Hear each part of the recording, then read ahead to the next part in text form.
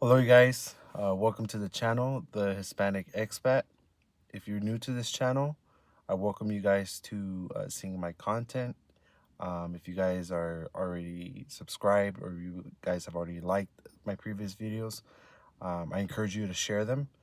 But anyways, I'm gonna get straight into the topic. So I wanted to do a video basically about because this channel is gonna be more geared towards my journey with traveling and living overseas is I think one of the most important um, stories that I have for you today is basically when I had a travel experience that changed my perspective on life, right? And so I have a list of notes on my phone, so I'm gonna just kind of go off each one um, as I go. So basically, 5 years ago, back in 2019, I was actually a junior in college at the time. I was 21. Uh, so if you do the math, 5 years ago, I was 21. Um, and I recall my junior year, right? I was already, I was finishing up my third year to get to my last year for my bachelor's at the time. And I had a friend of mine that she had told me about study abroad. I was already pretty interested from the get-go because I had heard about all these programs. If any of you guys have been to university or to college, there's usually, programs, to like study abroad or to, travel to a place for, for school related reasons. So I remember going to a meeting and we had a professor at the time, if I can remember from the top of my head, but uh, he was uh, he was one of the professors there. He taught English, right, or like writing basically, and uh, he had a meeting, and we basically got informed about what the study abroad program was at the time, and sure enough, turns out that every year they had always changed to different countries, right? Like one for Argentina, one for Ireland, which was that previous year, and turns out that the one that we were gonna go for was for Spain. I have only traveled to Mexico, most of Mexico, Canada, pretty much North America. So to me, it was very new as far as considering, study abroad, right? So at the time, luckily, I had applied to scholarships beforehand, leading up to the dates of the study abroad program, which it was held in the summer of 2019, right? So it was a year right before, that whole event took place, right? Very different time as far as traveling, airports, the prices of accommodation, food, and so many things, right? Much different than now. But yeah, so I applied to several scholarships, and actually at the time, while I was there in Spain, um, you know, it turns out that I earned about close to 10 grand from those scholarships, and these were scholarships that I worked my butt off for because I had to do an essay and write an application, and it was just, yeah, it was a whole spill basically. But looking back, that was probably one of the best things that I ever did for myself. And believe it or not, for my degree at the time, it was not even required to do a study abroad program. It was optional for me, but regardless, I took the chance on it. But what I want to basically break down is that I spent a month um, in Spain, right, for the study abroad program. I was in Europe for a month. Um, I got to visit Madrid, got to visit Barcelona. I visited the city of Toledo, where I was where I was studying in, right? It was for an English course. Funny enough, was in the city of Valencia, right, right along the coast, like before you get to Ibiza, right? But there was some things along the way, right? Even though that was 5 years ago, there was a lot of things I learned along the way that even to this day, it still lives with me, right? And I'll just kind of go off some of the experiences I had, or some of the things I learned while I was there, right? One of the things I learned, the first one was working to live rather than living to work.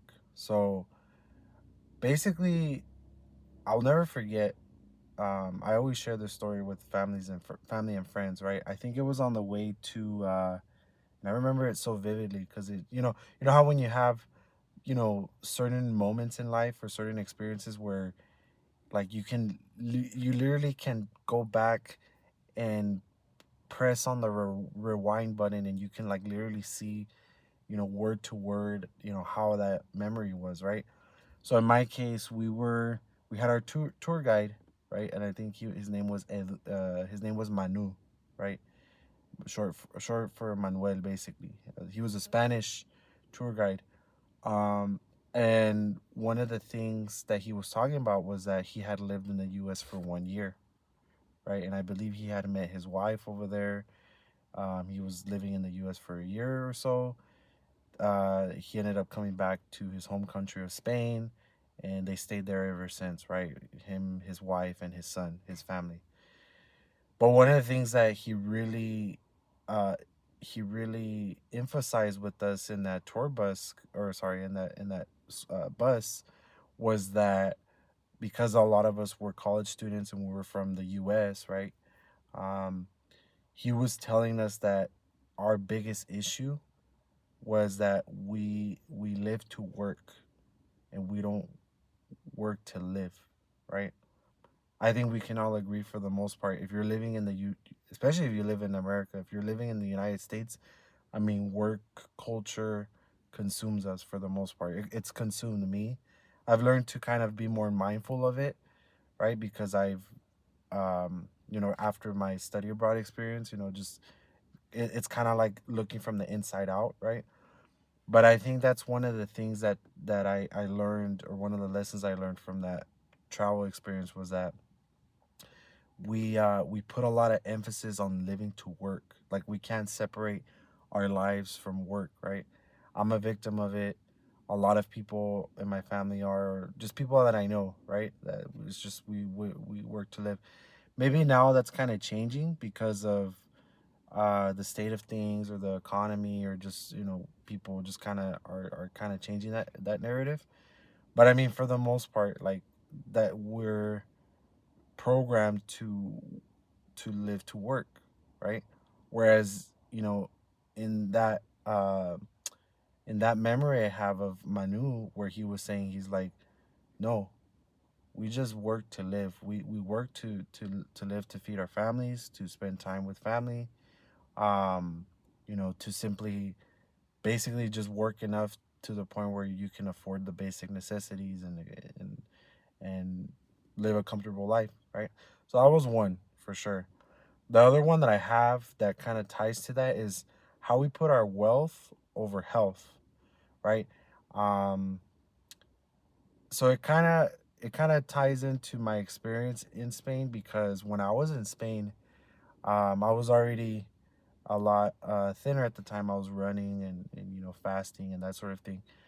I still had some weight on me, but I can recall vividly the month that I spent in Spain, right?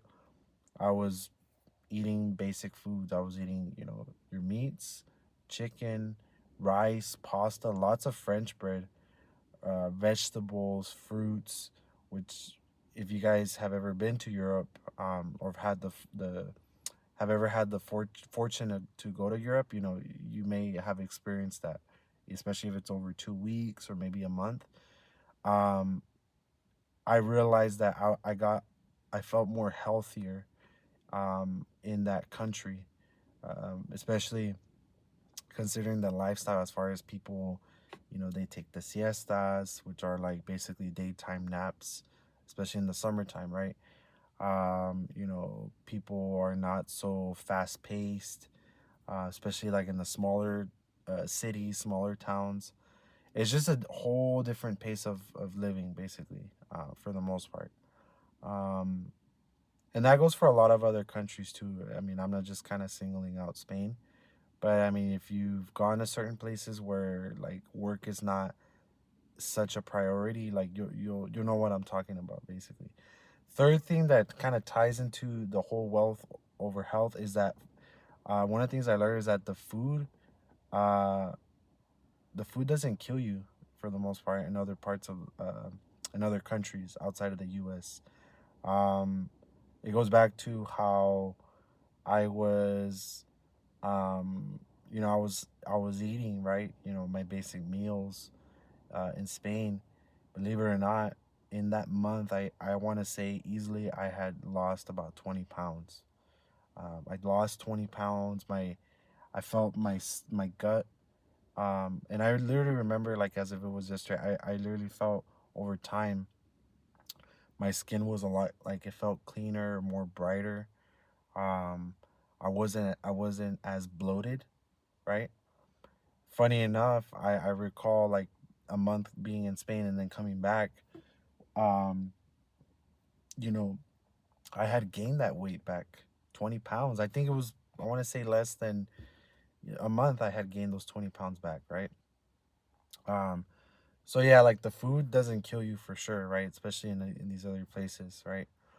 Um, priority. The next one is like priority on money over relationships. I mean, if you're American or if you've come to America, uh, myself being American, right, first generation, um, relationships, they're important, right? But I think as a whole, with our society, um, especially in the U.S. or a lot of the Western countries, is that uh, a lot of people put priority on money over relationships, right? Some probably more than others, I would say. But I really feel like in other countries, like the whole money thing, that's not like, how do I put it? Like it's not even looked at when you meet people, right? Like it's not the first thing that people ask you, like, oh, which, I mean, come on, especially in the U.S. Sometimes you'll get like people tell you, oh, like what job do you work in? What school did you go to? Like, or even, I mean, in some instances, like people will say, well, how much money you make, or like, oh, usually it's always tied to money. If it's tied with your job, it's tied to money. Whereas a lot of times, people, in other parts of the, literally, like when I've gone to Spain, when I've gone to El Salvador, um, especially I want to say in those two places, some parts of Mexico, um, they like they don't even ask a question um that's even like referred to money, right?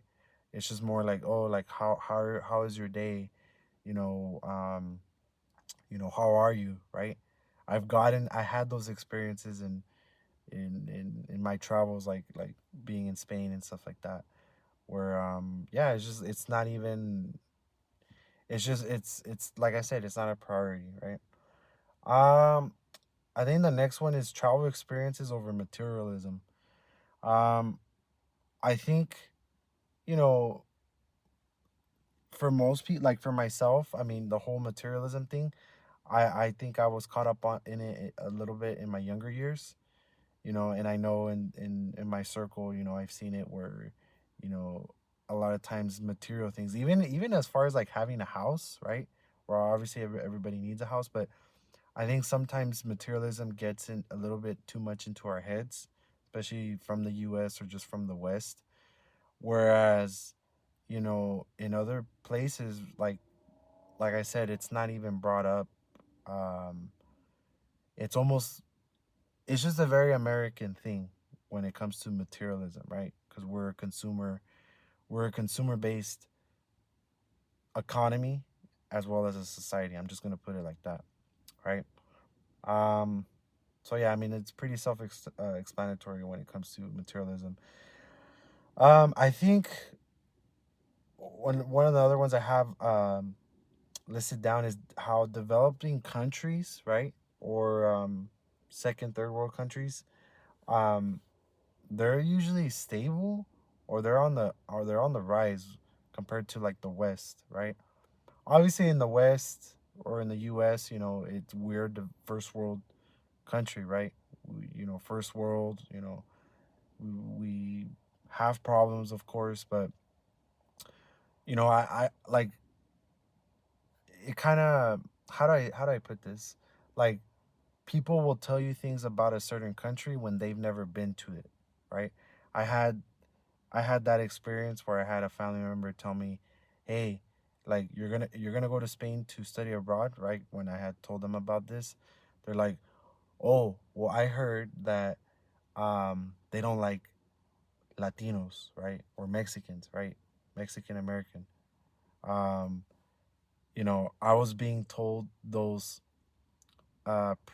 basically those perceptions, right? Like those I was being told those things when I hadn't even set foot in the country yet, right? I think that's anywhere in the world, but I think when you go to places, when you travel to certain places, like for example in Spain, I mean Spain, from what I recall, um, the architecture was really nice. Most parts, especially the city where I was in Valencia, one of the cleanest cities in Spain, and actually one of the nicest cities. It's a place I would go back to if I were to ever go to Europe again. Um, but yeah, you could see places in Europe, or in my case, like when I've gone to El Salvador, right, where they're developing, right. A lot of times people have this sort of picture of what certain countries look like, right. Um, I think it kind of goes back to when it comes to the people, right, is that I learned that people are more grounded um, in a lot of other countries. I think one of the biggest things for myself is that just in when it comes to my core beliefs, or just my values in general, is that um, I'm a very grounded person. I'm not uh, braggadocious in a sense that, like, oh, like, look at me, I have this. Look at me, I have this truck. Look at me, I have this job. Right. I think in other countries, right, and I can really reflect back when I was in Spain, was that people for the most part, um, they're grounded. Kind of goes back to the whole thing with, like, the whole money thing, or just people are more grounded, in a sense, and that kind of opened my eyes with compared to my home country, right? That you tend to find that more in other parts of the world, for sure, for sure.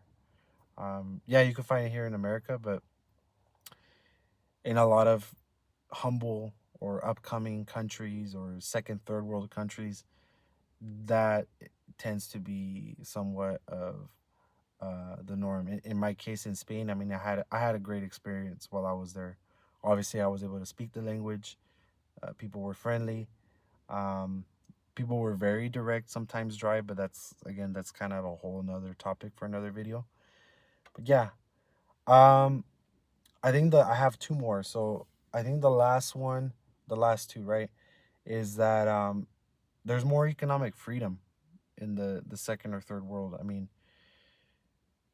if you're from the U.S., right, as of 2024, as of August of this year, right, we're like $35 trillion in debt, right? People have student loans. Fortunately, I don't. People have student loans, car loans, credit card debt, house loan. People are barely being able to survive, or for the most part, they're able to thrive and own something. Where in other countries, like, that's that's not that's not so much of a mass issue, right? Um, I can actually kind of kind of getting away from the whole Spain experience. Was I mean, I'll bring it in another video, but in El Salvador, a friend of mine who I went to visit last year, right, and I met through work.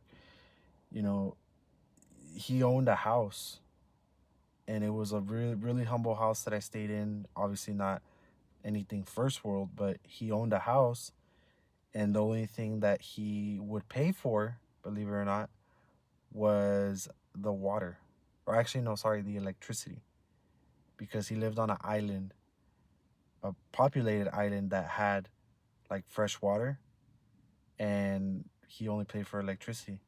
And I remember asking him, I'm like, "Do you pay like property tax or like any other bills for the most part?" He's like, "No." He's like, "I own this house. I just pay for electricity." So, economic freedom, like obviously we're talking about geo arbitraging. Taking your dollars, euros, pounds into other countries. You're able to afford things much cheaper, right, or much more affordable. Let's just say. Um, I think another thing that I learned from my trip in Spain was also the opportunity to restart my life, right? I recall like when the month was up, and when you go to Europe, if you ever gone to Europe, you get 90 days through the Schengen free zone. And I remember, we were just there for a month. I remember very, very vividly, you know, days leading up to my departure from Spain, to come back to the US. In fact, the last day, everybody was very homesick, right? They have their family, well, they have their parents back home and stuff like that. Everybody was like dread for some reason, I don't know why, but a lot of people were just in that group that I was in. It was 20 of us, 20 students. They were very much just dreading, aside from family and friends, they were just dreading to come back home. I was the only one where in my head I just thought, wow, like what a great experience I learned. Um, you know, things that I learned along the way with about food, history, culture, a different way of living, right? Because when you're in a different country, it's obviously different from your home country, right? Um, and even it was to the point where one of the last things that I had was in my mind was, how can I stay here longer, right? Um, but as they say, all good things come to an end, right? At some point. So, but looking back, like I said, with that study abroad experience, you know, it actually sparked something in me to consider about restarting my life at some point, right? Um, and you know, the journey that I'm in so far, I had opportunities lined up. I had one lined up during 2020. I can probably share in another video about how I was going to work in Colombia for a government organization, but the pandemic happened, and borders closed, and flights were shut down, and people were just locked in, right? Which in other videos I've shared, or the other video I've shared about why it's important to have a second passport, or at least have a residency, right? In my case, where I have my U.S. my U.S. and my Mexican passport. I'm also looking into um, obtaining residency in Paraguay, right? So I think to kind of round out all the things that led to me starting this journey was definitely 5 years ago when I had that experience of studying abroad. It just, if you're watching this, right, if you're in school, right, if you're in college and you're thinking about studying abroad, or you've considered it, or somebody told you about it, look into it, right? Heck, I would even look into studying for a semester or for a year abroad. Sometimes it's a lot cheaper when you study abroad than it is when you study in the States. Like that's not my opinion. That's people have done the numbers as far as like you save more because obviously just tuition, but once you're there, the food is a lot cheaper. Transportation. I remember vividly in Spain, I didn't have a car, so I had my little bus card, and we would take bus trips to our class, or like to the centro histórico, or like to the beach. We take Ubers for, like, at the time I think it was what, like €5, like $5, right? Try doing that in America, where you're gonna pay 10 or more, right? Or easily in the bigger cities, right? But I think that's it. That's kind of a bit of my experience with how study abroad really changed me.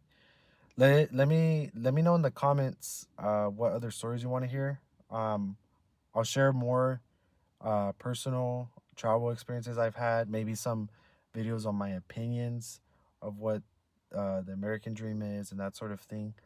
But definitely let me know in the comments. Um, like I said, I'm gonna continue to push a little bit more on these topics, and we'll talk to you very soon.